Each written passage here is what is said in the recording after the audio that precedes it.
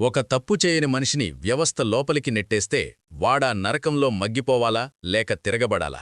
అసలు మన పోలీస్ వ్యవస్థలో ఇంత కుళ్ళుందా అనిపించేలా చేసిన సినిమా ఇది. బాస్, నిజం చెప్తున్నా, ఈ సినిమా చూశాక మన చుట్టూ ఉన్న సిస్టమ్ మీద మీకొక రకమైన భయం, కోపం రెండూ వస్తాయి.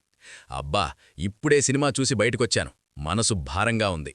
విక్రమ్ ప్రభు నుంచి ఇలాంటి ఒక ఇంటెన్స్ అండ్ ఇమోషనల్ డ్రామాని అస్సలు ఊహించలేదు.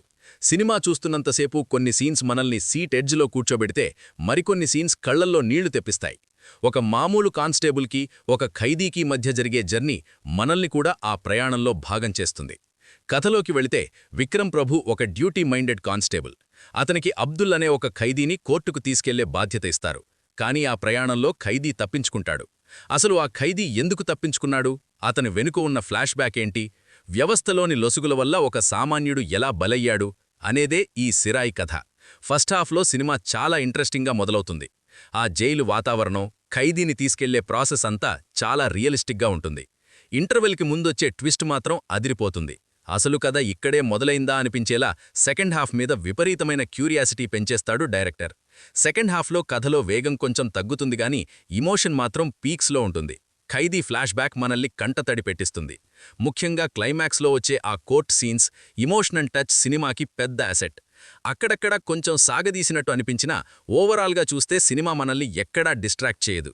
యాక్టింగ్ గురించి చెప్పాలంటే, విక్రమ్ ప్రభు తన కెరియర్లోనే one of the best performance ఇచ్చాడు. చాలా సెటిల్డ్గా నటించాడు. ఇక అబ్దుల్గా చేసిన అక్షయ్ కుమార్ అయితే సినిమాకి ప్రాణం పోశాడు. అతని నటన చూస్తుంటే మనకు తెలియకుండానే అతని మీద సింపతి వచ్చేస్తుంది. హీరోయిన్కి పెద్దగా స్కోప్ లేదుగాని ఉన్నంతలో బాగానే చేసింది. డైరెక్టర్ సురేష్ రాజకుమారి తన మొదటి సినిమాతోనే ఒక స్ట్రాంగ్ ఇంపాక్ట్ క్రియేట్ చేశాడు. స్క్రీన్ ప్లే చాలా గ్రిప్పింగ్గా ఉంది. అనవసరమైన ఫైట్లు, కమర్షియల్ హంగామా లేకుండా ఒక సిన్సియర్ కథను చెప్పాడు. జస్టిన్ ప్రభాకరన్ మ్యూజిక్ సినిమా మూడ్ని క్యారీ చేసింది. బీజీఎం సీన్స్ని బాగా ఎలివేట్ చేసింది. విజువల్స్ కూడా చాలా రా అండ్ రియలిస్టిక్గా ఉన్నాయి. ఈ సినిమాలో పాజిటివ్స్ ఏంటంటే, hero performance, perfect emotional connect, climax scenes మరియు జస్టిన్ బీజీఎం. నెగటివ్స్ అంటే ఫస్ట్ హాఫ్లో అక్కడక్కడా వచ్చే ల్యాగ్, ఫ్లాష్ బ్యాక్ సీన్స్లో ఇంకాస్త డెప్త్ ఉంటే బాగుండేది అనిపిస్తుంది. ఫైనల్ వర్డిక్ట్ ఏంటంటే, ఈ సినిమా మంచి క్రైమ్ డ్రామాలు, ఇమోషనల్ స్టోరీలు ఇష్టపడే వాళ్ళకి ఒక మస్ట్ వాచ్. ఫ్యామిలీతో కలిసి కూడా హాయిగా చూడొచ్చు. ఈ మధ్యకాలంలో వచ్చిన బెస్ట్ కంటెంట్ ఉన్న సినిమాల్లో ఇది ఒకటి. నా రేటింగ్ వచ్చేసి 3.5/5.